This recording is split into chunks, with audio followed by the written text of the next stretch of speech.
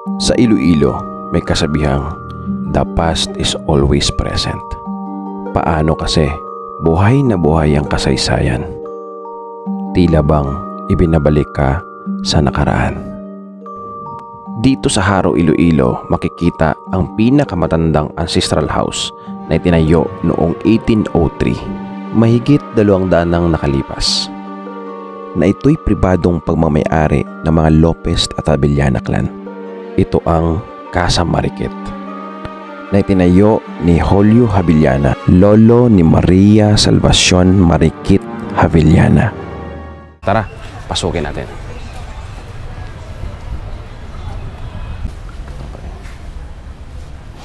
So, si Patrick yung mag-tutor sa atin dito sa loob. So, siya yung mag-explain ng lahat. So, Pat, dito, ano to? Garage? Garahe po ito. Mga karuwahe. Oo, mga karwahe. So, ito yung garahe nila. So, yun po yung may-ari po. Ito. Yan po si Marikit. Ito si Marikit.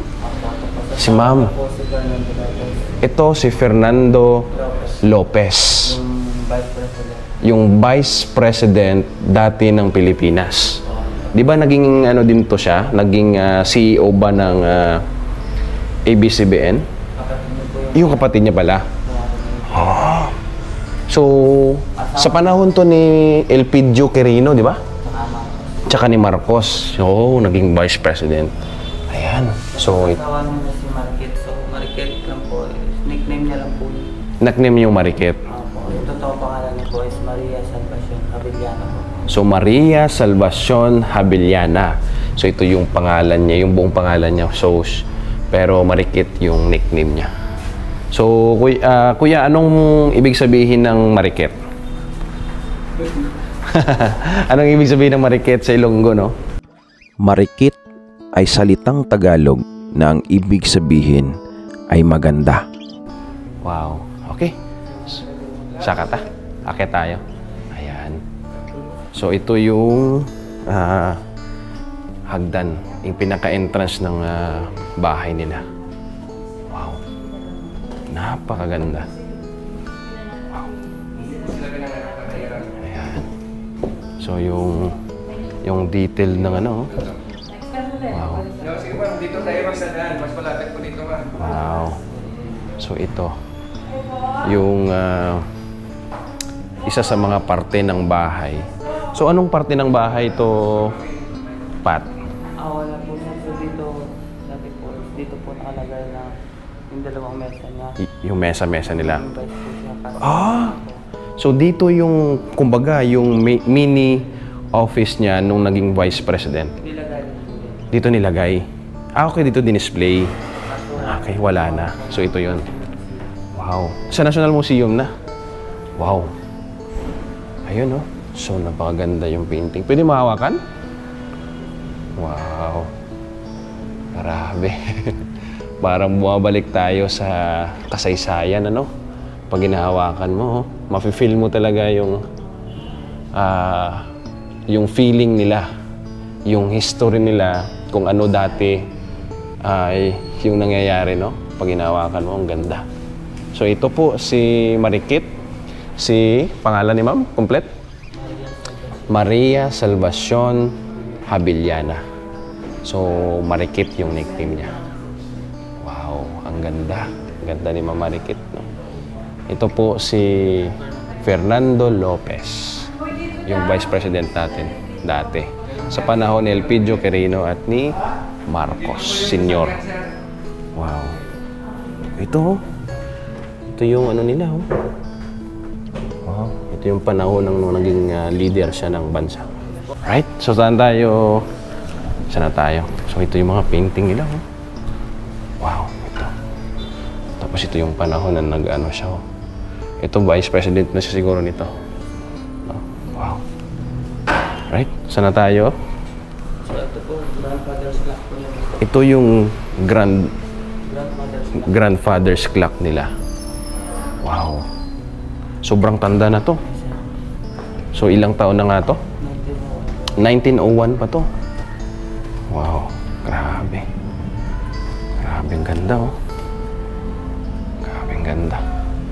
Talagang pag mag-alarm siya, tumutunog, no? Ting! Ting! Ganon. Every quarter yan. Every quarter. So, sir, hanggang ngayon, gumagana pa. Yes po. Gumagana pa, no? Working. Tama, oh.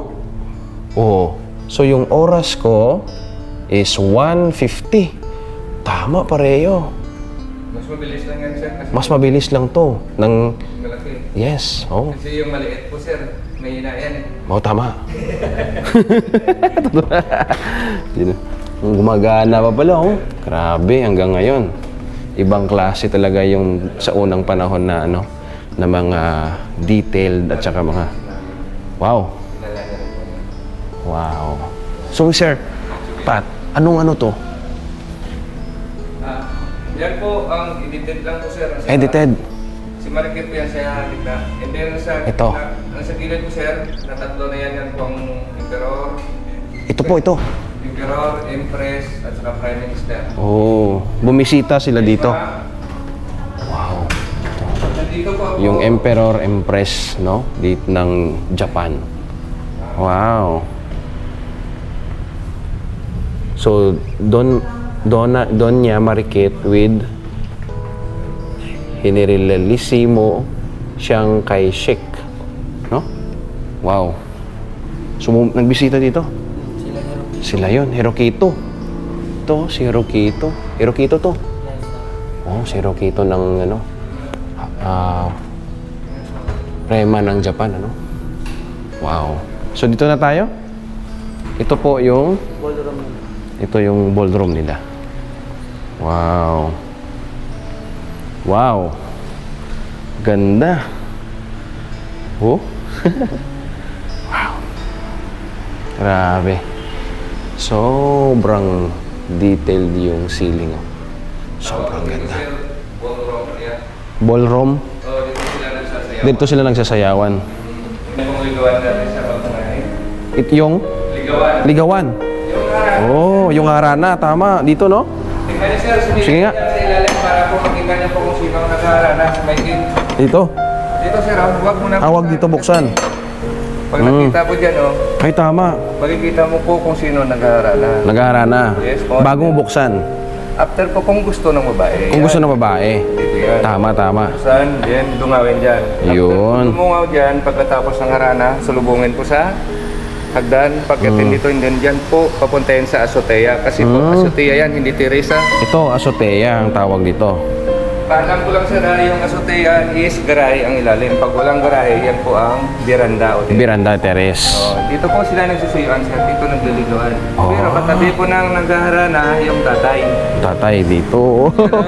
Yan, Ito po. Wow, Dito dito. ang nagharana, doon pong nililigawan. And then dito ang tatay, nanay po, kapatid, katabi po ng babae. Yun talaga yung tradisyon ng pagliligaw noong unang panahon. Sir, kasi bawal mahawakan yung kamay Tama. ng babae kasi Kapag hinawa ka na, ibig sabihin, kasal na. kasado na.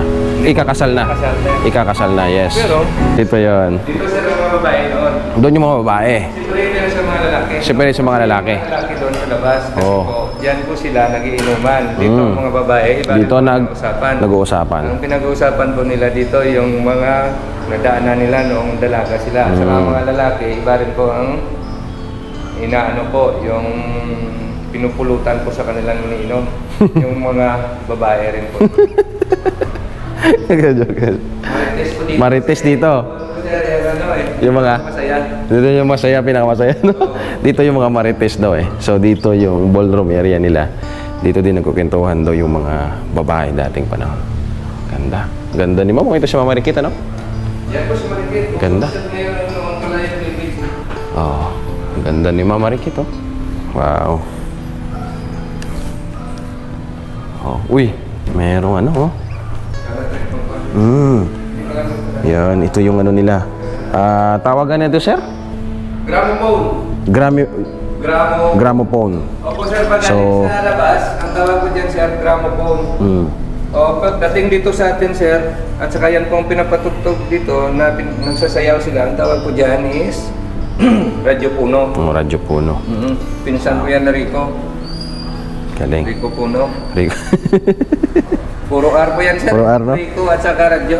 Puno. Wala na siya ga-andar. Wala na, sir. Wala na. Kasi po, Guba na gid. transformer yan. Kung may Oh, transformer transformer. po yan, gumagana pa ito. May selector pa ito. Yan, oh. Adjustment po ito. Yun, Wow. ito po ngayon ang may-ari dito ng bahay. Ah. Si Robert Lopez. Siya na ngayon yung may-ari. Bakasyon po sa, sa Australia. Australia na. Wow. Alright. So, saan tayo next, sir? Dito tayo sa kwarto? Ito muna. Ito muna. Yan po si Fernando and then Mariket ang ikasal sila sa edad na 16 si Mariket and then 19 si Fernando Lopez. Uy, bata pa, no? Mahirap kasi sir na Ay, sorry. makasal ka na matanda ka na sir. Hindi ka practice. Mayo, good, no? Tama, good. Actually sir, Amo, good. nag-ilaw po sila sir. Nag-ilaw yan, dalawa na yan. Sa edad po na 14 si Mariket and then 16 si Fernando. Oh. Mas bata. Para makapractice. Ito po ang kanilang golden anniversary. Ayun, no? 1974 po yan sir. 1974, wow. Blessed po sila ni Pope John Paul VI. Wow. Grabe, bata pa sila naging kasal. Umugin na sa una, no? So, Dating pag panahon. ayaw kasi sir ng mga parents, ganun ang mangyayari. Yun yung mangyayari. Ngayon sir, kahit ayaw ng parents, may lusutan pa rin. May lusutan pa rin. Maraming kong paraan sir, pag ginusto. Yun, tama. Ayaw ko sir, maraming dahilan. Maraming dahilan, good. Ayun, ito yung kwarto. Wow. Master's bedroom po ito. Master's bedroom nila. Ito po mga sapatos si Fernando Lopez sir. Uy. Guwapo, oh. Oh, sir, kung susuot mo yan sir, lalakad yan. Yan po ang mayor siya dito sir. 1945 yan. Ito yung mayor siya. Ito po sir, Sa Haro. senador siya at saka vice president siya. Wow, ito yung ginagamit niya. At saka yan pa po. Yan. Ito. So, talagang nakapreserve. Kung hindi lang po kami dito, kinunan ng National Museum sir, marami dito yung table po ng Vice President, Vice President, dalawa ano? Morsulo, Wow. portrait ng Capiciol at saka Mother of Pearl. Wow. Ito po ang secret door. Nilan Ito? po sir, Nilo? escape Ito? ng babae ito. Ito? Ito. Oh, ito sa baba. Kasi dati may carpet po ito. Oh, may carpet. Oo. Kaya Hindi pa pag makita ng hindi pa tao. makita. So sa baba, ski ano to? May hagdan po May ito, hagdan. 7 step. 7 steps. Oo. Wow. And then sir, nang pagdating ko dito, yan po ay kinuha ko po yung yung kisame dyan kasi po sir may mga anay na. Kasama po yung hagdan. Pero mas maganda sir, kung bumaba sila, mas mabilis to ngayon kasi po yung 7 steps sir, ginawa ko na lang ng isang step. Diretso hulog. Oo, sir. Basta po matibay lang. Matibay lang tuhod mo. So ito yung exit door ng mga babae. Escape. Escape, yan no? Sa mga Escape. Guardia Civil po dati kasi po Mga Guardia nagawa Civil. ng Guardia Civil, basta babae ka na Pilipina, ay kahit po sa loob ka ng bahay ninyo sir, hinahabol kayo para i-repeat. Wow. Kaya nga po marami sa atin po dito na mga Pilipino may lahing Spanish. Tama. Wow. Pero marami na rin Chinese. Totoo. Madami na. Daga nag-mix, ano? Actually sir, marami talaga sir. Hindi natin matatawag yan sir na mix kung isa lang o dalawa. Oh, good. Pag mix sir, mix na yan eh. Mix na good. Oh. Wow. So ito na yung may-ari ngayon. Yes po sir. Yung mga pictures niya. Actually sir, yan po may... Unsa niya ni sir? Unsa ni nila ang may yes, pagya? sir. Apo nila. Oh, yan po ang firstborn na apo ni Fernando Marquez. Firstborn na apo. Siya yung Kaya nagano. nga po siya ang nagmana. Siya ang nagmana. Yung last duel po ni Marquez, kung sino ang apo na panganay. Panganay. yan po ang magmana. Yun ang mamamana. Ayun. Kaya pala. Gwapong ano. Yung Sa labas po dati yan. rest. sir. Ito, no? Kasi Wow. makaulanan. Nilagay sa... Totoo. Yan po ang kanila sir, diyan po sila naglalaro. Dito sila naglalaro. Grabe, oh. So, kani sir, ila pa gini sa una, sa kanila pa to? 1940s. 1940s pa to, yung musket. Original. Yung original po dyan, kulay pula po. Kulay pula. May mga crown po sa taas. Oh. Kasi ano po yan sir, parang kortina lang po dati. Yung ano dyan, nasa gitna po ang pinabuksan, hindi tinatalis yung gilid para po makita yung loob. Kaya kung matulog ka, pwede mo rin po i-close. Close. Wow. Pero ito The sir, best. ginawa lang po namin. Itong bintana na po para po matakpan. Para matakpan lang. Tama, kasi po pangit tingnan pag may ano ka dito, halimbawa pag ginagamit po ito na walang takip, na pagpasok mo, kama kaagad ang makikita. Tama, tama. Pero kung dalawa lang kayo, maganda po yan. The best. The best si Kuya magano. Explain ang pangalan mo, Kuya? Monmon. Si Kuya Monmon, the best mag-explain, ha? Yun po sir, yung comedy. Ang apo. Ito yung tatay ng apo. Ito yung customized telephone ni Mariket. Sinadya niya talagang ipinagawa na malalaki yung mga numero at letra para siguro hindi siya mahirapan.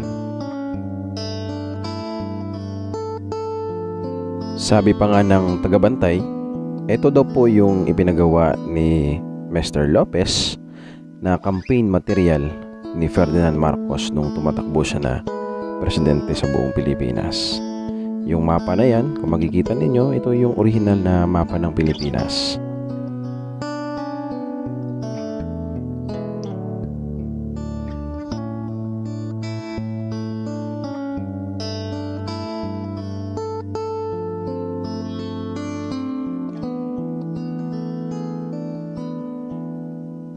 At dito naman yung kanilang dining area.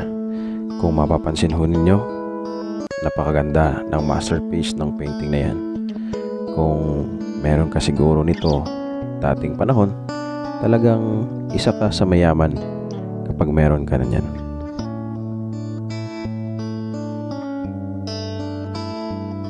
Talagang siksik ito sa kasaysayan yung bahay na ito. Akalain mo kahit hari ng Burma ay nakapasok sa loob ng bahay na ito. At ito naman yung kanilang prayer room. Kung mapapansin po ninyo, yung lahat ng mga rebulto at mga imahe ay talagang kalumaan na. So mga pride, ang isa sa pinaka-highlight dito is yung tunnel nila papunta sa simbahan ng Haro. Belfry. Oh, Haro Belfry. Haro Belfry, yung sa gitna doon. So dito yung entrance. Tingnan natin. Yan. Oh, Dito bodega to. bodeg. Then ito pang bolt. Ito yung bolt. Bolt ng bahay. Bahay. Ito po ay ginawa noong July 11. July 11. 1911. Hulyo 1911. Hulyo, yan o. Yes po. Yan po ang pangalan ng may-ari dito eh. Julio Havillana. Hulyo Bilan. Ang tanas ng tunnel. Dito. Wow. Yung daanan po ha. Kasi alam pong isang tao dyan. Hindi po pwede na magsabay-sabay. So isa-isa lang po. Isa-isa yung magpasok. And then pagdating nyo po sa ilalim, gumaganon yan. And then ganon. Then pag ganon yung hagdan hanggang sa umabot po ng 25 feet. Then kung marating mo na yung pinaka-entrance ng tunnel. Going to Haro Belfry, Uy, Haro Post Office. lalim pala. Marikit is a Tagalog words. Ibig sabihin, beautiful or maganda. Each name truly speaks for himself. Historical and beautiful. At dito nagtatapos ang ating kwento sa Marikit Ancestral House.